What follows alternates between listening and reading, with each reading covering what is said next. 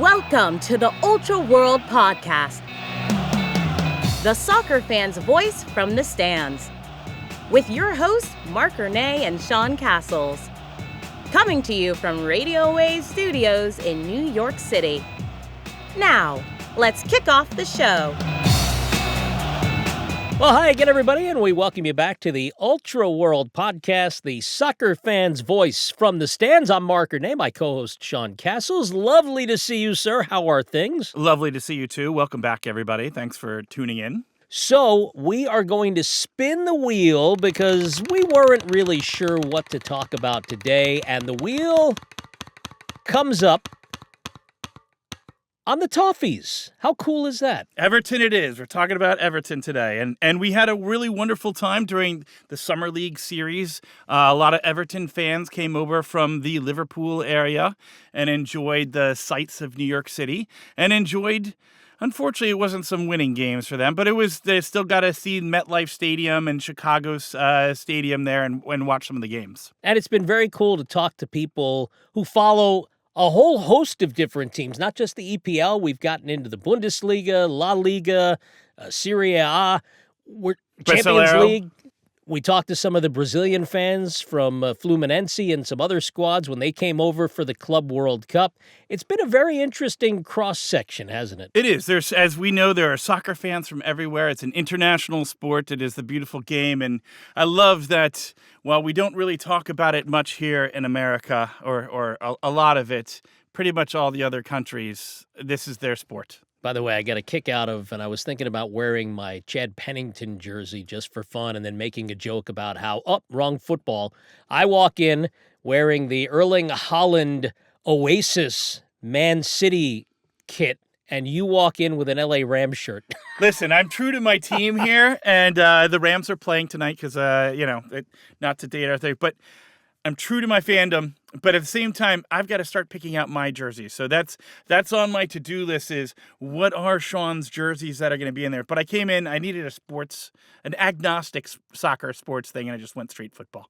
Different football. Different football. Good job. So where do you want to start with the Evertonians? Well, let's talk a little bit about, we had a lovely chat. I went to the Turnmill with our friend Avery, and I got to talk to several people. A lot of father-sons, some families had come out there, and they all kind of talked about, we asked them why they became fans or how they became fans. And you actually got to talk to some people as well, Marc, over there. You spoke to Lucy. How did that, tell me a little bit about your conversation with Lucy. Well, remember, they came over for the summer series, which was the exhibition of the EPL teams, the 4 teams that played in the Meadowlands, and they had a fan fest at the American Dream Mall, which I had never been to, even though I live in very close proximity to what I have for years dubbed the American Nightmare. Before that, the original name of the project was Xanadu, which I got a kick out of, and I guess it has a negative connotation from the old Olivia Newton-John movie, but whatever. It's actually a pretty cool place. You know, they've got an amusement park in there, they've got a water park, they've got an indoor ski slope. The mall itself is phenomenal, and I wasn't sure where I would find this fan fest. They also have an indoor skating rink. Whoa. They have a minor league hockey team that plays in there, and that is actually where I found all of these summer series fans. And the fan fest was set up on the ice rink, obviously not on the ice per se, but on the rink. And Lucy, as it turns out, I was looking for people who work for Everton just so I could get some media relations assistance. And it turned out that she was one of the employees, but a die-hard ultra Toffee fan. Here for the Ultra World Podcast at the Premier League Summer Series event, and I'm talking to... I'm Lucy. From Everton. Yeah, from Everton. And a huge fan of FC. Yeah, since birth, since my whole family, been going to games since I was little. Yeah. So you were born into it. Was there ever a thought to maybe rooting or following for another team? No, not at all. Never. I could never do that. What is the best part about being an Everton fan? Do you know what I am going to say? We are a very family club, and I think that's why my family have always been Evertonians, and we've got a really, really loyal fan base. So whether we're doing well, whether we're not doing well, our fans still show up, and yeah, they're great. And like Lucy said, we know that Everton fans are going to show up there. Also showing up at the Turnmill event were a father-son, Joe and Paul Milner. And Joe is currently playing soccer up at Geneseo State, and I got a chance to find out why he is a fan of the Toffees. Why are you an Everton fan? Well, personally, I was born into it. We're born, not manufactured, they say. So my dad supports Everton, my granddad supported Everton, my great-granddad supported Everton. It's just, there's no choice about it. You're just born into it, and I wouldn't have it any other way. And how do you watch games here in the States? So what school are you going to? I'm at Genesee Community College. I play soccer up there in upstate New York. So basically, I can get it on my laptop, Peacock or USA Network. So sometimes it involves waking up at 7 a.m. for the early kickoff. But yeah, I do miss it. I had a season ticket back home. That's, other than my family and friends, that's the one thing I miss the most, is not being able to go to the game every week when I'm out here. Do your fellow players, do you guys ever get together to watch them, or are you watching them by yourself? And sometimes some of my friends watch. They support some of the other teams, so they probably are cheering for the other ones. But yeah, we get to watch them. But I'll make sure, if I don't have a game, then I'm not missing a game.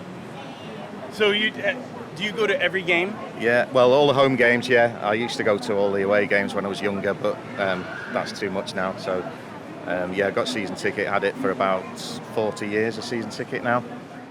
Also coming all the way out to New York City to watch the Summer League series were the Rimmer family.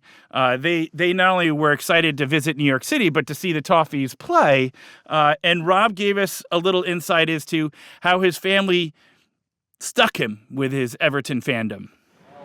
From birth, was an Everton jersey on you? Yeah, apparently so. I remember, I don't remember, but my mum used to tell me stories that her godfather, or I remember my father's friends, he was a mad Evertonian.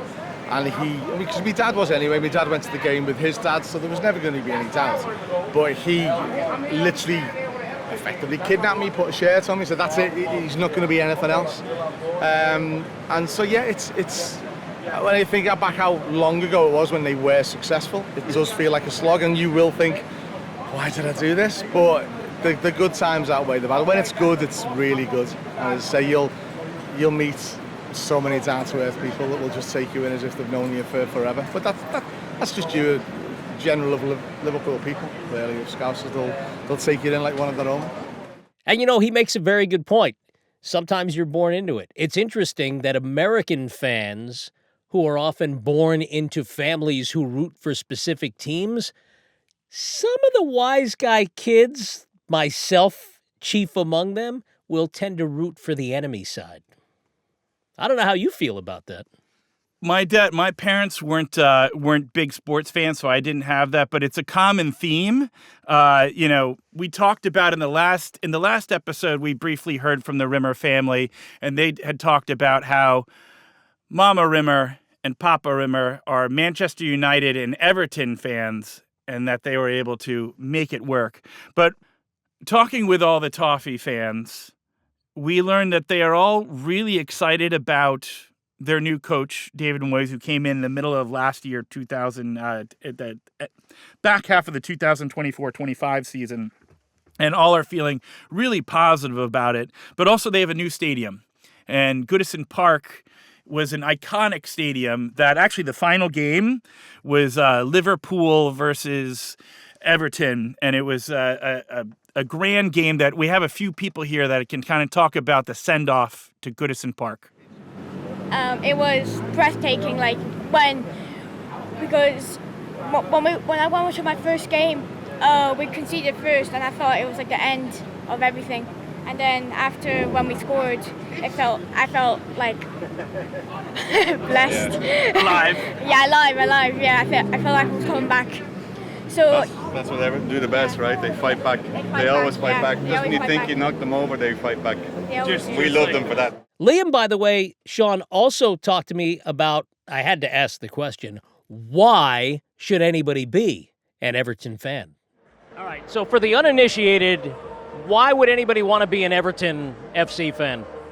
I think Everton is a club where it really matters to the fans, and the club care about the people who follow it. David Moyes, when he first joined the club years ago, he's our manager again now, said it's the people's club, and that rings true. The people matter at Everton Football Club. There's a reason why you should follow it, because it's more than just following a football team. It's almost like a way of life. And as I asked your friend Lucy earlier, if I'm not an Everton fan, what's wrong with me? If you're not an Everton fan, then you've been persuaded by one of the other teams, maybe one of the bigger teams in the league. I would say that try and find a team that connects with you.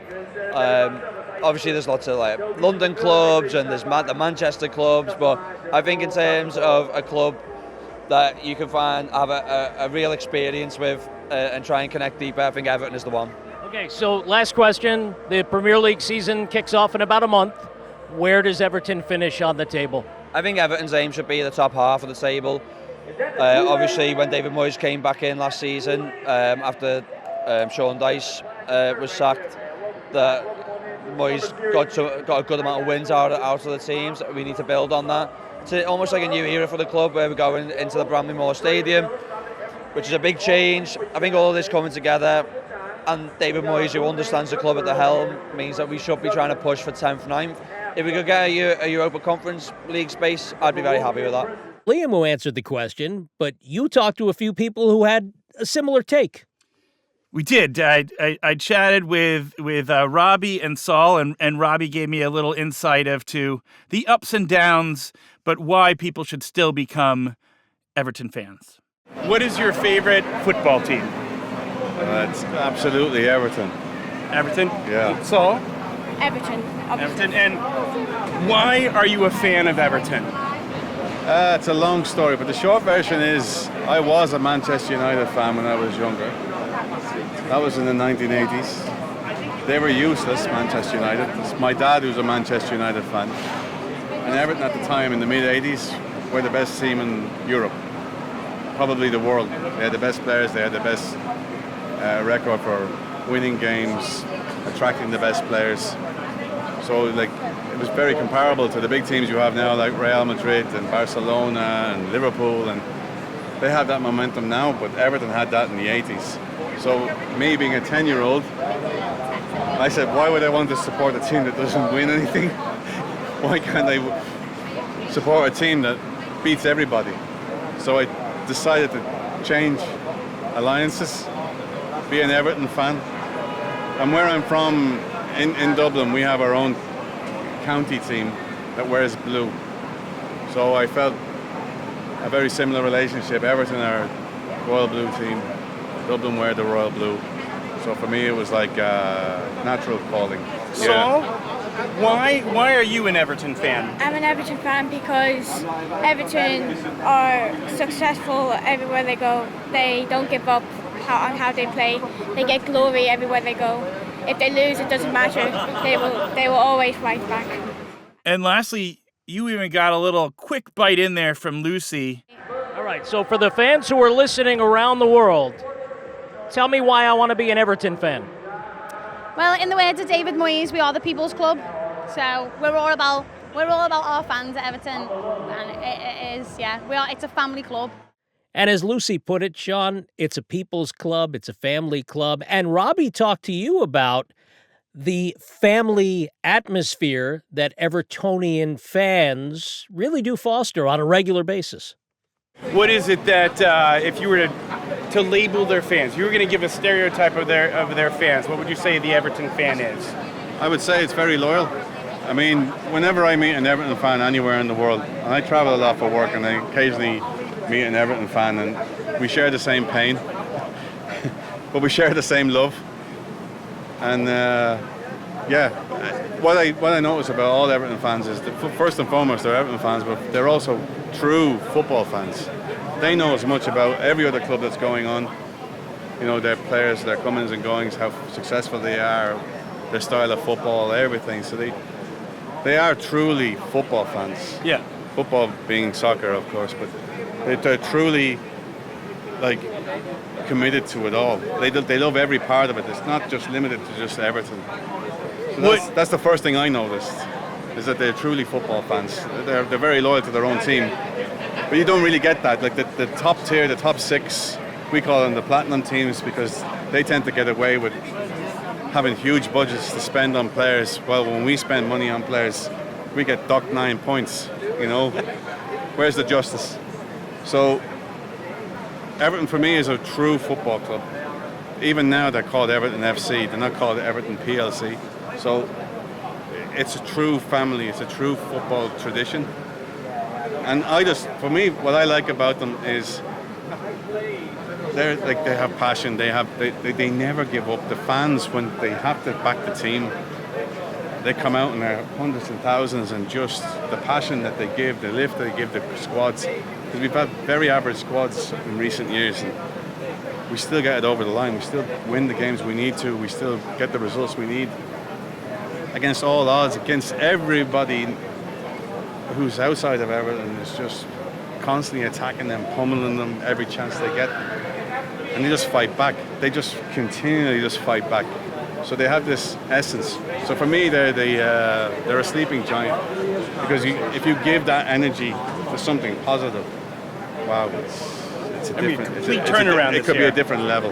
And I think with David Moyes in charge, because he's so savvy in the transfer market, because he really knows what he's doing. I mean, since January, his influence has been incredible. And he did the same at West Ham. He didn't manage to do the same thing at Manchester United when he left Everton, but everywhere else he's been to has basically been a success story. But he was always very savvy in the transfer market. Even in his first term with Everton, we have like 20 million to spend on new players, and he would bring in 6 guys that no one's heard of, and they were excellent. So he would have this ability to help whoever's in the background trying to sign new players to fit into the Everton style of football, that would be like play in different positions, and so you get the full value out of every player that comes in. What does being an Everton fan represent? Like what is it? Loyalty? Is it that you're dogged determination? Is it offensive scoring? Like what is being an Everton fan mean? It is the loyalty. It's part of a bigger family. Everyone pulling in the same direction. Everyone wants the same thing, and we just love it, don't we? Absolutely, yeah. Like I said, I wouldn't change it. Some of my friends, maybe they support some of the other teams that have been a little bit more successful in my lifetime, and they say, you know, especially the Americans, maybe they don't realise that. Why do you choose them? They're not doing very good one season, maybe, but it's just the way of life. It's a religion almost.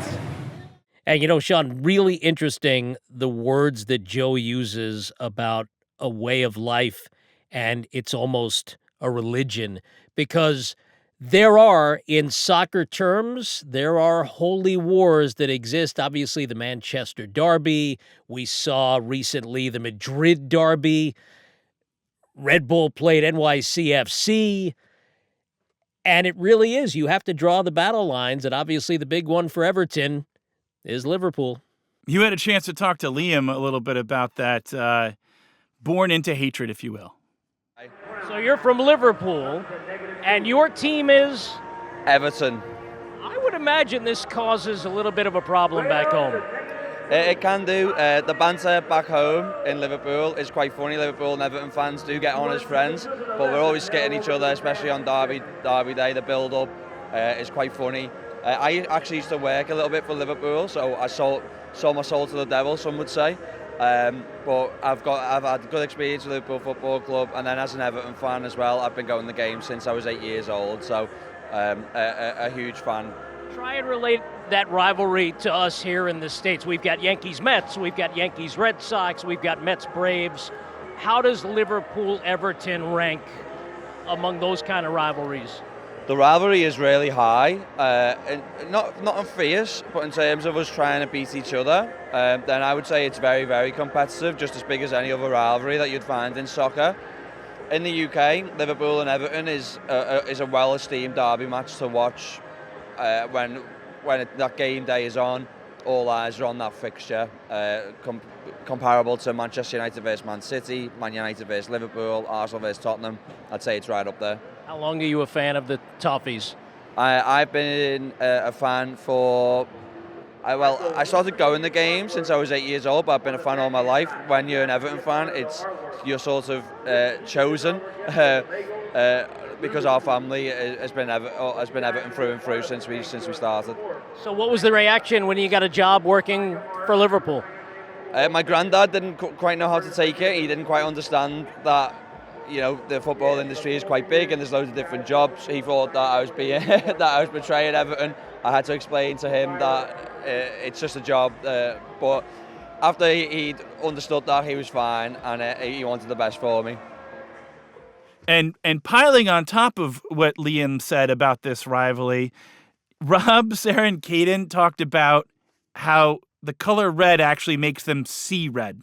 But every home game you go to, you basically, you don't own any clothes that aren't Everton pretty much. And Red. Oh no, He doesn't wear anything red.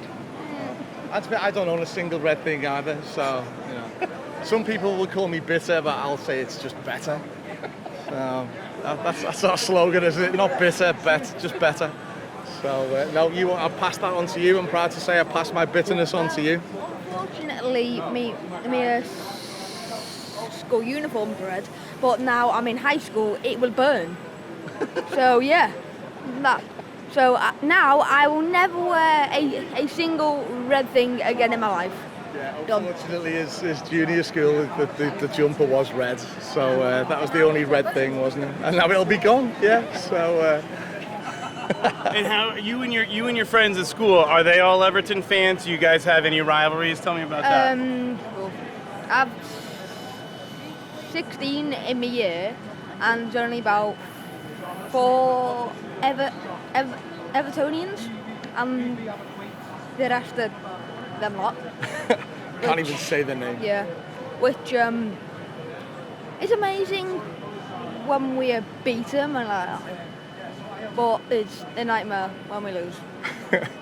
So it's a friendly rivalry, I think, isn't it? Because it's strange because some families are split, some families are half and half, and I don't know if you get that here, whether you'd have. I remember getting in fights over the Los Angeles Rams because everyone was I was a kid from LA who came here, and so I would get in arguments and I'd hear, "Is your jersey itchy because I threw it out?" So it was me against everybody. So I totally understand. Yeah. So, who is Everton's biggest rival? It'll be Liverpool. And I want to hear from you too. May I say this? No, you can't. You can keep it clean. You can actually swear. Okay. You're allowed to swear. Go on. The shite. And if I'm choosing a team, why should I not pick Liverpool? I'm going to go with you first. Why should I not be a Liverpool fan? Because they're shite. I would say anyone can be a Liverpool fan because you get up, you watch them win, and win is great, but to me, they've got no soul because they don't stand for anything. Yeah. Whereas you can't just be an Evertonian. You've got to buy into it, and you've got to go through the downs. You need. When you say you like being a Catholic, you need faith to be an Evertonian, because you will go through. And particularly here, you'll get up very early and watch Everton get beat by Bournemouth or Ipswich or whoever. But then you might get up one day and they'll absolutely batter someone, and you go, "That's what it's all about." And it really is a family affair, Sean. It's interwoven into your blood, basically. And it does account for a lot of memorable moments. And they're not always the positives, lifting trophies and stuff. Some of them are just a matter of survival and not being relegated, right? That's right. And in a future episode, we talked to Christian Polanco, who talked about how in the 2024-25 season, the fact that they had stayed up so early, that they were above the relegation zone so early, felt strange to Everton fans. They're used to that anxiety of, will we stay up or will we go down? And we had a chance here that Robbie talked a little bit about how some of the iconic moments aren't about raising hardware, but just about survival. Whether at the game, whether at the bar, at the pub, what is one of the more fun moments you can tell us a story? It's probably my most. Well, I've got different memories to Cade. I saw us lift trophies and win European games in the 80s, and Cade's really his big games have been ones where we've won on the last day to not get relegated.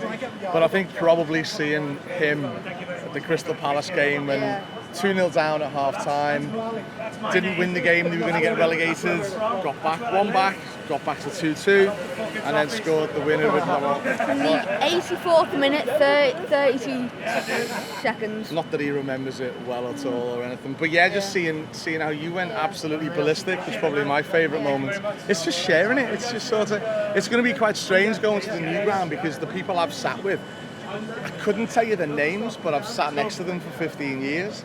So I know them, but we've never got as far as names. And now everyone's moving to different seats, so it'll be kind of a little bit of continuity and a bit of community will be gone. Like my Everton family will have moved somewhere else now, but we'll have to just make new friends, won't we? I'm here. Oh yeah, well you, I'm here. Yeah. Obviously, you'll be still sat next to me. So. What is the greatest moment you guys have experienced in Everton history of your entire watching of the Everton team? Unfortunately, there's not that many iconic moments, but I mean, surviving relegation seems to be our recent history of success. So there's been a lot of dramatic moments on, the last day of the season or the second last day of the season. So that's kind of like in the last 5-6 years, that's been the kind of the iconic moments.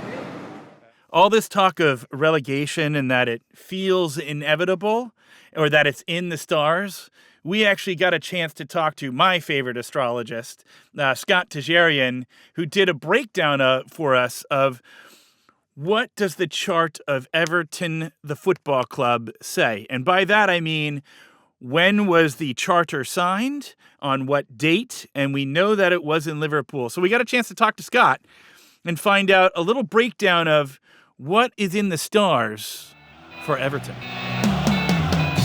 It's interesting because, I mean, I don't know how much we want to jump around, but like Everton was actually, their first match was when the sun was in Sagittarius. Let's And jump Mercury into was Everton. in We'll go a little Sagittarius, wild here. Let's jump into Everton. What is the Everton? Because they are right next to each other. Well, it's just interesting because, like you said, that from talking to the fans, that Everton is like the local team and Liverpool is the international team. And this is where I'm curious to know what sign was rising along the horizon.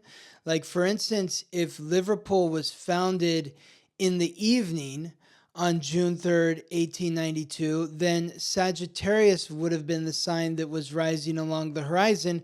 And the reason why I'm talking about Sagittarius is because Sagittarius is the sign that represents international. It represents travel, long-distance travel, foreign cultures, foreign lands. But Everton, the day of its first match, the sun was in Sagittarius. Mercury, the planet of communication, was in Sagittarius. So that would maybe give that more of an international feel. However, Sagittarius is also about truth, honesty, being righteous. And so maybe that's more in alignment with the Everton fan base is they say, like, we're the righteous, club of Liverpool. It's not this Liverpool club that takes the name of our city. It's actually Everton.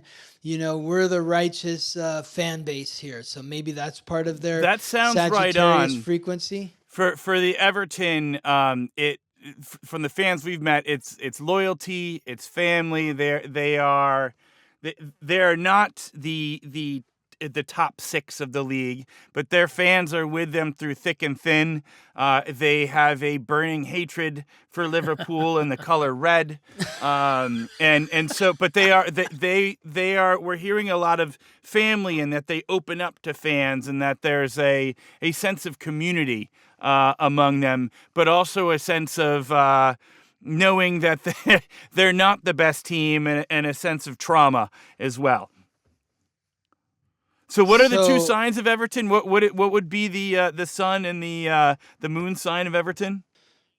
So the sun is Sagittarius, which is mutable fire. That's honesty, truth. It's ruled by Jupiter, the god of thunder, lord of justice, the planet of luck and expansion. The moon was most likely in Pisces, unless Well, actually, if the match wouldn't have been at night in 1879. Yeah, it wouldn't be at night. Yeah, it'd be during the day. So the match that was probably taking place when the moon was in Pisces, which is also ruled by Jupiter, like Sagittarius. It's ruled by Neptune, which is the god of freshwater and the sea, the planet of illusion, deception, compassion, intuition. So that would indicate that Everton, emotionally, they're very compassionate, very empathetic. But like when they carry too much, they can be like a tidal wave of emotion. It's also interesting when you talk about that loyalty piece, because Venus, the goddess of love and beauty, the planet of relationships, the planet that rules the 5 physical senses. When in the day of Everton's first match, Venus was in Scorpio, which is fixed water. It's ruled by Mars, the god of war, and Pluto, the god of death. It's the most passionate sign. This is like the obsessive sign. This is the sign, like, if you know somebody who is born with Venus in Scorpio, good luck breaking up with them. It's like they will find you, they will hunt you down. They're never going anywhere. But there's a real commitment to it. And that sounds Taurus like Everton. They're thick and thin. What's that? That does sound like Everton. The thick and thin. They don't care. The ownership could change. Their players are going to change. They are Everton through and through. Yeah, exactly. And that shows up also in their Mars sign, because Mars was in Taurus, which is opposite Scorpio. It's Earth, but it's also fixed. So the Everton fans, that they have that double fixed energy between action and senses. They're both in fixed signs. I mean, Taurus is the bull. The bull doesn't move for anyone. The scorpion is Scorpio. The scorpion doesn't move for anyone. And so, and I'm looking at like where they connect together and where some of the hatred because like what you can do is look at these charts and see like where is there friction between where the planets were when at the inception of these two clubs. So I see that when Liverpool was founded, Saturn, the planet of restriction, was squaring Everton's sun. So what that means is like, this is why the Everton fans are like, Liverpool. It's just like they're always like on our back, or they're holding us back, or they're restricting us from truly being who we want to be. They're restricting our sense of freedom and exploration. That sounds very spot on there for that rivalry, because there was burning passion when I said we asked questions about what the rivals were of fans who were visiting. It was a pure hatred. Oh yeah. For Liverpool. When Liverpool was founded, Mars was at 11 degrees in Aries, or not Aries, Aquarius. Aquarius is fixed air. Everton, Venus was at 11 degrees in Scorpio. Scorpio is fixed water. So Liverpool's god of war is squaring Everton's goddess of love and their god of war. So like if I see this in, like, say I'm doing a reading for 2 people, I'm really going to caution them. Like you know, this can create a lot of tension in your relationship because there's just too much friction here. So you can really see why these 2 clubs would be at odds with each other. And especially from the Everton side, feeling it from the Liverpool side, it's just like they're like a thorn in their side. I love the hate. I love the bred in hate between these 2 teams there, because it is palpable, at least on the Everton side. So And Sean, we're going to hear much more from Scott Tejarian in future episodes. In fact, he was kind enough, I don't know how much you paid him, or bribed him, but he was kind enough to break down all 20 English Premier League teams. He didn't pick the table. I put him on the spot. He didn't do that. But my little doggy Bailey Puppy 4, if you're following on social media, I tried to get him to pick the table, top to bottom. As a spoiler alert, didn't quite turn out the way I wanted it to, but I think we got some really good content out of him, despite himself. And you can check out what Bailey picked for the Premier League season on our socials, Ultra World Pod. Use the word picked lightly. Yeah. Air quotes. Air quotes on that pick. Quotes? Dog quotes. Paw quotes. There we go. But we want to thank the Turnmill Bar for letting us come there and interview some people. And definitely, if you are in New York City and want to see an Everton game, drop by the Turnmill Bar. And to our friends at the Everton Football Club, who also let us meet them at the American Dream Mall and get a chance to talk to them. And for Marc Ernay, I'm Sean Cassels. Thank you for listening to our Evertonian episode of the Ultra World Podcast. This has been the Ultra World Podcast, the soccer fan's voice from the stands, with your hosts, Marc Ernay and Sean Cassels. Our executive producer is Sue Zizza. Marc Ernay and Sean Cassels are co-producers. David Shin is our master engineer. Assistant producer Avery Gehrig, and I'm Alicia Antwine. To be a guest on the Ultra World Podcast or learn all about sponsorship opportunities, send an email to ultraworldpod@gmail.com. Be sure to follow the show on all the social media platforms at Ultra World Pod. Copyright 2025. All rights reserved. Ultra World Podcast, LLC.